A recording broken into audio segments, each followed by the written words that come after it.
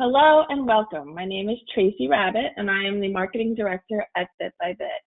Thank you for joining us today for the Bit by Bit Showcase webinar, What Cyber Criminals Do with Your Credentials and How You Can Protect Yourself. A few housekeeping items before we get started. We will be answering questions today, so please type any questions that you have into the text box on the screen and we will address them at the end of the webinar. If we don't get to answer your question during the webinar, we will make sure to email you with the answer in the next few hours. This webinar is being recorded and will be available on our website in the next day.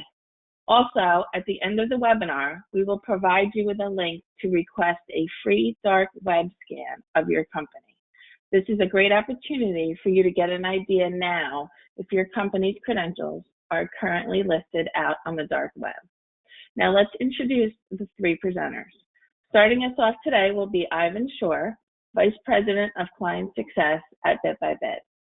Also, we are thrilled to have two members from our partner, ID Agent, joining us today, Katie Wallace and Will Bishop.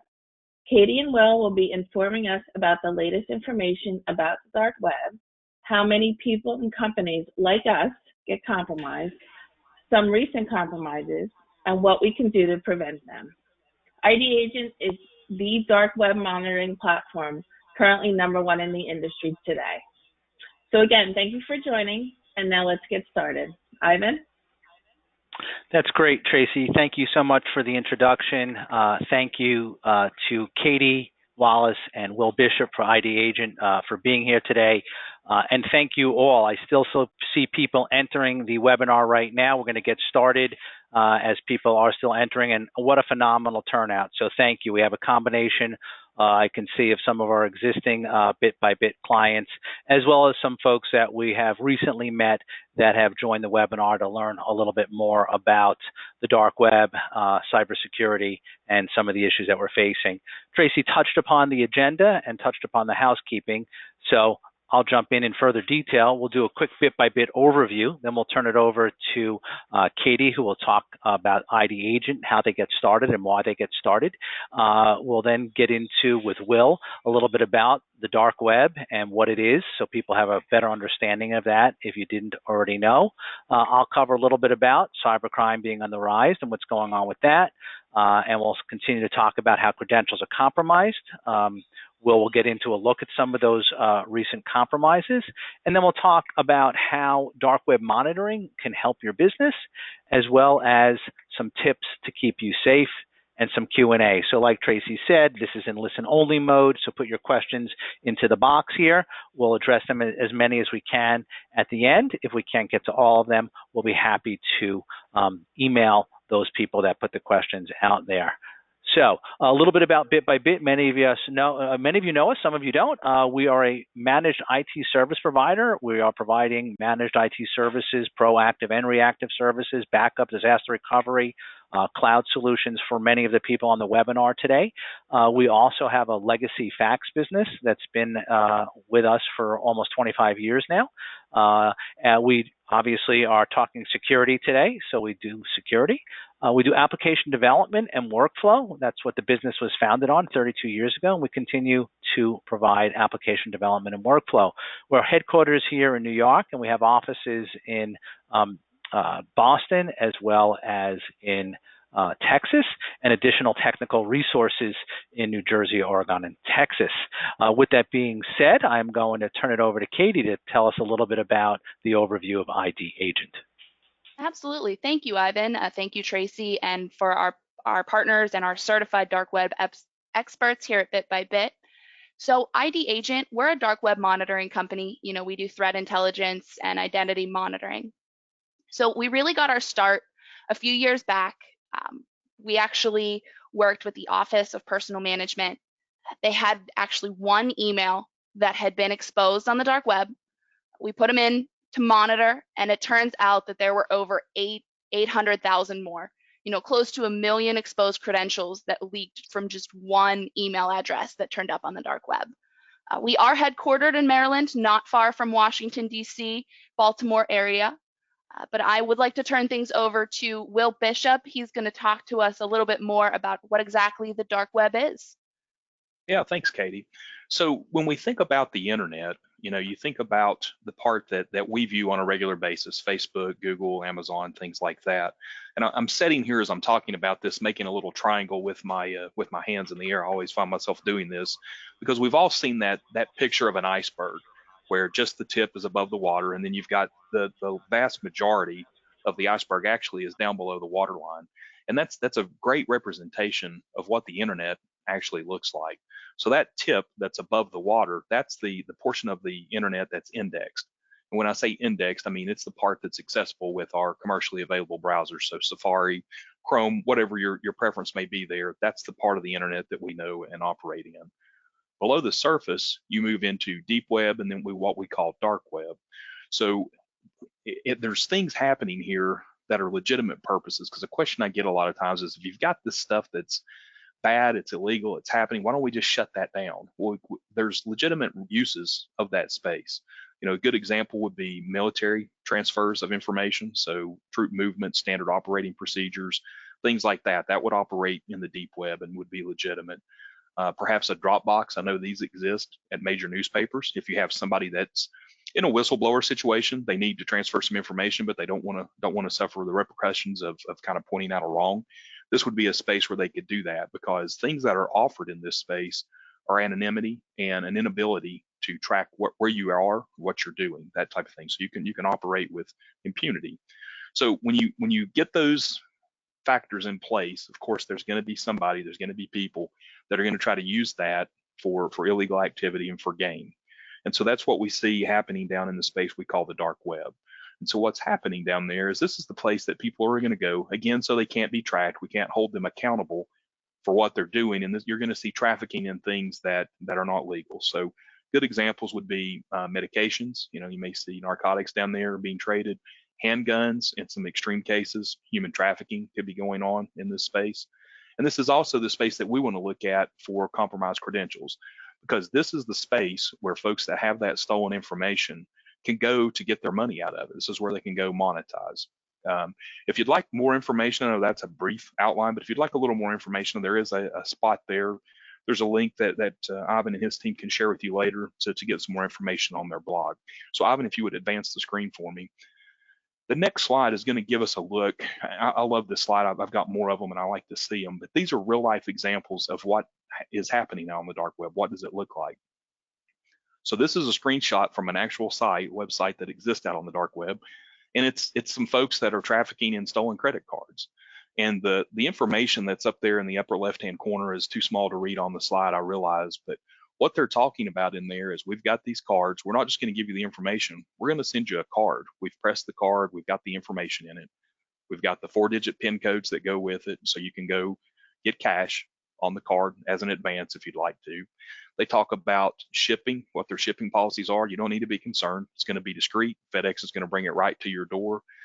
They talk about their guarantees. They guarantee 100% that you're going to be satisfied or you can get your money back. So there's customer service elements to this. There are other slides I have that show they rate each other on their communication, their quality. So it's ran very much like a business. They're very interested in making sure that the people that are buying from them are satisfied and getting what they're paying for, and they're willing to back that up. So it is a real thing, and that's what we're trying to illustrate here. So Ivan, I'll pass things back over to you. Thanks, Will. I think a picture says 1,000 words, and seeing these images from the dark web help really illustrate what's going on here. And amongst those things that you just shared, we all know that passwords are being stolen and sold on the dark web. And so this is why we're seeing a spike in crime, cybercrime, is we hear about these humongous hacks, whether it's Marriott, whether it's LinkedIn, whether it's Nike. The list really goes on. And to each one of us, each individual here, the fact that our password gets stolen from a website that we frequent and gets sold on the dark web, there's really nothing we can do about that, which is incredibly frustrating. But there are some things that we can do to limit our risk. So, these stolen passwords get used, and one of the things we typically do is we use the same password, many of us, on different websites that we log in with. And we'll talk about that more in detail. But as a result of that, that also then ends up perpetuating the process. So not only do the cyber criminals steal these and then break in, if they can't steal something monetary from the first company they break in, they'll steal more credentials. And this is just a snowball effect. That's a real problem. We'll talk about some things we could do to try and limit it. You can see these staggering numbers of the type of email accounts and credentials that are being stolen. And the costs are significant. Both of these slides are almost out of date the moment we make these slides in terms of the actual dollar amounts and the percentage of population that is affected and being affected here. And all businesses are hurt financially. We are finding that this can have a more critical impact on a small or medium-sized business, not only because they may not have the wherewithal on the front end to have some of the precautions to take, but then on the back end, if you've paid ransom, if you have a reputation to repair and your business has been down for days or weeks, unfortunately, this can be an absolutely devastating blow to a small or medium-sized business. And that's why it's just incredibly important to do everything we can to protect the businesses. I'm going to pass it back over to Katie, who's now going to get into a deeper dive on exactly how the cyber criminals do this, and hopefully this stimulates some precautions or things that you might see that you will be aware of. Our goal is you can walk away from this webinar with a couple of tips, 2 or 3 tips that you can implement in your business to keep yourself a little bit safer. Yeah, absolutely. Thank you, Ivan. So, we talked about what the dark web is. We've talked about cybercrime. Now, how does your information end up on the dark web? There's a few different techniques that cyber criminals are using to obtain that data. The first one that I want to talk about is phishing. Phishing is really emerging in the market. We see a lot of phishing attacks happening on a regular basis. So phishing is a type of online scam where cyber criminals will send an email that appears to be from a legitimate source, and they ask for sensitive information. A classic example of a phishing email is one that comes from Netflix saying that your account has been suspended. It asks you to click on a link and give your details to reactivate your account. Cyber criminals are using that link, taking the credentials that the user is putting into that link, and then posting that data for sale on the dark web. FedEx is also experiencing something very similar, where a phishing email is going around asking their customers for sensitive data. Like Ivan alluded to, this can hurt a company's reputation if a phishing email, is going out looking like it's coming from you. Another thing that comes up is malvertising. You've probably seen malvertising ads and not even realized that you've scrolled past them. So malvertising campaigns may look like regular ads, but they contain a code that if you click on them could attack your system right then and there, or redirect you to another link that contains malicious data. And a classic example of this is the New York Times was hosting a banner ad on one of their sites that was social engineering people into clicking on the ad. And what it did is it installed a rogue virus tool on their computer. The ad was live for upwards of 24 hours before New York Times even noticed, the malicious nature of this ad. Something that's also emerging in the market are watering holes. So, sending a phishing email is like trying to give random people poisoned candy and hoping they eat it. But a watering hole attack, it's more tailored. It's like poisoning a village water supply and just waiting for them to come and drink from it. So what happens is the cyber criminal will start watching a company or a user, and they'll start looking at the websites they browse or the systems that they use. They'll try to find vulnerabilities or try to find patterns. And what they'll do is they'll try to infect, those websites or those servers with malicious or Trojan malware. What happened actually at Forbes.com is a Chinese attack group set up a watering hole, and they targeted visitors that were working in the financial and defense industry services.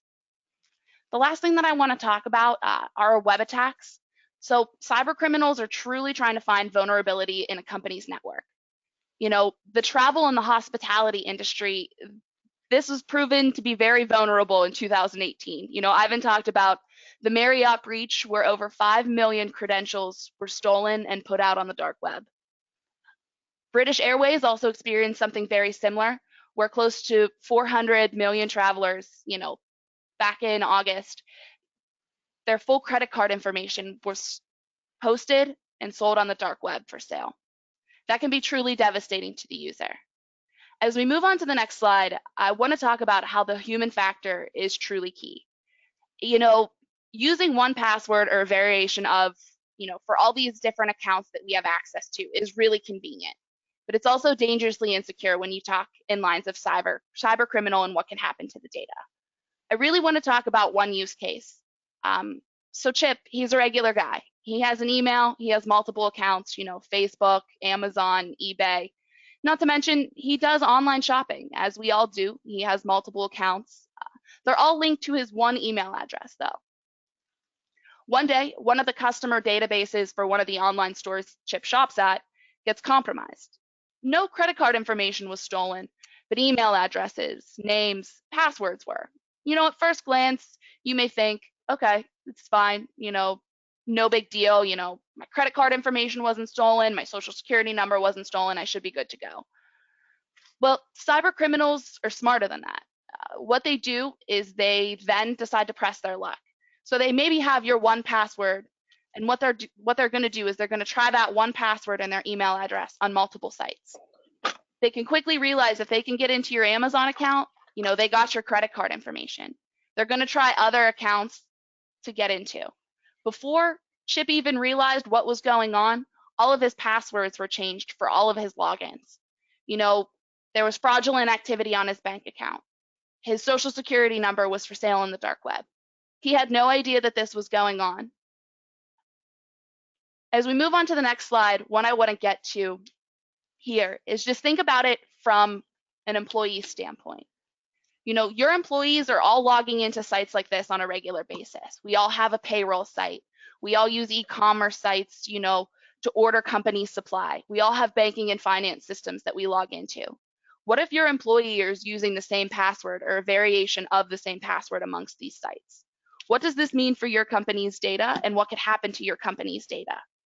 I want to turn things over to Will, and I want to let him kind of explain more about those risks. Sure, thanks, Katie. So current NIST guidelines recommend that you have a password that's longer, more complex, with special characters, things like that. So it's harder for a criminal or a bad actor to guess what that password is or determine what it is as a derivative of something else. And that's in lieu of the alternative, which would be, shorter, simpler passwords that would change on a more regular basis. So this is the current guideline that we're all kind of pointing towards and working with. So with that said, if you've got that longer password and the suggestion is that you don't change it until something happens, the question that's begged from that is, how do you know when something happens? So you've got a couple of options. One is you can wait for something bad to happen that's noticeable. So someone's gotten your credit card information or other account information, and they did something. You go to get an account, you can't do that. Your credit's bad. You're in a very very bad position at that point. The alternative would be to give me an early notice, give me an alarm. Can we trip something? And that's where the dark web monitoring would fall in. That would be the space where we would come in and let you know before something really bad has happened, that you've got a problem there. And Ivan, if you'll advance the slide, I want to talk about as well the fact that your customers are a target. The area where I live is small, and the attitude here amongst a lot of people is, hey, we're kind of obscure. We're in Upper East Tennessee. People don't know where we're at. They don't know who we are. So we're going to have a feeling of security through obscurity. That's what we're thinking. But that's just not the case anymore. You have an address out on the World Wide Web. Folks can access you. They can probe you to see if you have vulnerabilities, that type thing. So you're not immune to this. And a couple of things are kind of working perhaps against your small to medium customer. One, they don't have the resources to invest in it on the front side that, say, maybe somebody like a Chase Manhattan or Bank of America, Marriott, pick large corporation. They've got resources in terms of cash and human assets that they can put at the problem, whereas your customers don't. So that's where they're going to be looking to you to do this. So the other thing that's going on here is your customers do have valuable information. So those databases that they have are valuable. Think about the mortgage broker that you have. He's got all kinds of information about your banking, where you live, social security numbers, stuff like that. Your dentist, also, same thing. Your accountant, your attorney, all these folks have you in a database, and they've got sensitive information about you. That's what these people want. So that's really kind of the crux of the problem is you are a target and you need to know when something's going on so you can then go into a reactive mode with that. And so, Ivan, with that, I'll pass the slide deck back to you. Yeah, no, thanks, Will. And again, I think I said it earlier, but I'll say it again, which is, we as individuals, right? The fact that there is some major breach into a Facebook or a LinkedIn or any of these other major, Fortune 500 companies where our passwords we thought were secure and then are sold, there's nothing we can do about it. And the numbers are astounding. And that's what this slide represents. So what this slide is, just to kind of give everyone a sense, is we ran the dark web report for all the domains for the people that registered for this webinar.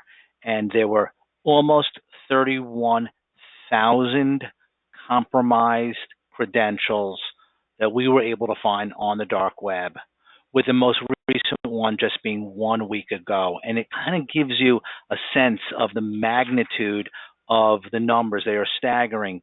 We run domains for people, and at least, 75% of the time, there are one or more breached domains. So what is this service that we could do? What it is? So this dark web monitoring that ID Agent has created this platform for, that Bit by Bit is our certified experts on, enables us to scour the dark web, right? We say we go into the dark web so you don't have to. So we are looking at what I like to call all the nooks and crannies, the private and public forums, all the different locations where your credentials are put on the dark web for sale. So we're able to find those credentials and notify people as soon as possible. And this is the type of data, we've alluded to it earlier, we've stated it before. It could be your password, your email, your social security number, your driver's license information. Think about it, that can be used to open up a brand new account somewhere, to hack into other accounts that you have, that when someone wants to authenticate certain information, some of the information they might want to authenticate, they might already have. And like I said, if the bad guys can't get monetization when they break into one company, what they'll do is they'll just steal more information about your clients and then perpetuate the process there, which then creates a whole reputation problem. So this is what the service offers, and the whole idea is to find out quickly. So what exactly do you get with the dark web monitoring service that's being offered by Bit by Bit? Once you start the service with us, you get a 10-year look-back report, 10 years looking back on breaches and all the passwords and personal information that was exposed. And then we create a remediation process for anything that has already taken place, whether it has to do with old employees that don't work there anymore, with accounts they had access to that we still may need to shut down, or whether that means understanding other websites you're using the same password. And so we kind of do a retrospective. Then, as importantly, is a going forward 24/7, 365 monitoring to make sure if another breach takes place and another password ends up for sale, you're being notified immediately. We do a combination of daily reporting and monthly reporting. We'll send you a clean bill of health at the end of the month, which is nice to get, to know nothing new has happened. But if another new breach has taken place, a new compromise has taken place, we'll let you know. If it happens today, we'll let you know within 24 hours that a new one has taken place, and we can talk about what needs to be done, what actions need to be taken to avoid any damages taking place. It's a very critical, valuable tool that can be used. And what I want to do is I want to keep rolling into some tips. This is the key. What one or two things can you take place? And I think these next four are paramount. If you aren't doing these four, and you put these four in place, you're helping your business. We cannot guarantee a breach won't happen. We can never do that. Nobody can do that. All we can do is share best demonstrated practices with you and encourage you and help you to put these in place. So as it's been stated over and over again, we all tend to sometimes use the same passwords at multiple sites. It's very hard to remember 30 or 40 different passwords. and that is a big problem. You must have different passwords for multiple sites, or use a password manager, which will help you manage passwords and different passwords for different sites. 3 examples of password managers that we recommend, that we have found have good reputations, are LastPass, iPass, and KeepPass. So that's number 1. Number 2 is security awareness training. And security awareness training is not a one and done, hey, somebody stands up in front of your offices and tells people don't click on things. The campaigns are becoming more and more sophisticated. They are putting things in front of you that even the savviest technical person could potentially fall for. And that's why training needs to be year-round, where you're doing testing and training and phishing and reporting. And this way, it's the front of mind. And we have absolutely found that when it's front of mind, the percentage of people that click on things that shouldn't absolutely decreases. That's security awareness training. Multi-factor authentication. So I think the best way to explain this is what I do every time I log into my bank account. I go to my bank's website, I put in my ID and password, I hit enter. I'm not allowed in initially on that one authentication. A pop-up comes up and they tell me they want to send a code to me to populate into the box, and I have a choice of that code being sent to me either by email or by text. I choose which one they want. They text me a code, and I put that code into my bank's website, and that lets me in there. And that's 2-factor. Any multiple of authentication, 2-factor, 3-factor, is a way to do that. And you can see how this could be valuable in the sense that if someone has my password and they try to break into my bank account, I'm the one who's going to get the notification that I need to get the code and put it in, or they're not going to get the notification and the bad guy's not going to be able to get in. Backups, last but not least, you must have a policy that aligns with your company's needs. Regular backups need to be in place.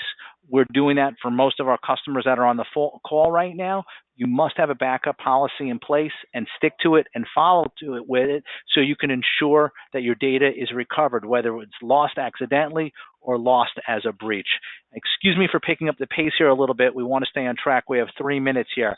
This is a lot of information in short order.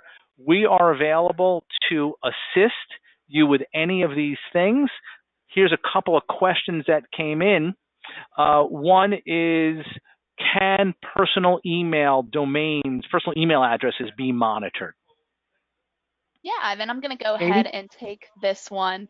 So with the program that BitByBit offers, they can monitor your company's domain, and then they can also monitor personal email addresses as well, making sure that you're protected from both fronts. Excellent. Another question that came in, and there's a few, we'll have to get to some of them afterwards, is by running this report, do I put myself at any greater risk? Maybe Will, you can address that one? Yeah, I'd be glad to. So the short answer to that question is no. The information that we're getting does exist down in that space we described earlier on the dark web. But if we wanted to, we could go get the tools that we need to access that space. So we could get special browser, special connections. We could do all that. Certainly something I do not recommend for anybody. There's a multitude of things that you expose yourself to when you do that, and they're not good things. But what we're doing is going and getting information that's there. So it's considered publicly available. The other thing I would speak to there, and this does come up sometimes, this is an excellent question. I'm not sure who submitted it, but the question comes up sometimes, do we pay for any of this information? And it kind of ties in with the question here. And the answer is no, we do not. So we're not paying for any of this information. We don't want to perpetuate the problem or feed the beast, if you will. We're gathering information through a couple of different methods. One is automated, so we've got server resources that are scraping common areas in the dark web. And then the other thing we have is we have human analysts that are actually going into the deeper parts that require some human interaction. That part can't be automated. So I hope that answers the question there. No, that's great. And I went back to the tips slide because it's all about the tips. I can't encourage folks enough. If you haven't implemented these 4 tactics into your systems, your infrastructure, it's critical that you do it. Contact a BitByBit rep, your account manager, contact us at info@, give us a phone call. We also have a web page dedicated to the dark web with blogs and an ebook. And I'm going to close with this. We have run everyone's domain. please either fill out the form or email us. We want to review your report with you. I know some people say, oh, no, I don't want to know. That's really not the right approach. You do want to know. You either want to know that nothing is out there and you have nothing to worry about in regards to this particular attempt at your business, or you want to know what is out there so you can remediate it and take the necessary actions. So with that, I'd like to close. I want to thank Tracy and Katie and Will for being part of today. I want to thank the audience very much, and I want to encourage everybody to put some of these approaches in place. Feel free. We are happy at Bit by Bit to help you. We want to make sure all our businesses stay up and running. Thank you very much, and have a wonderful day.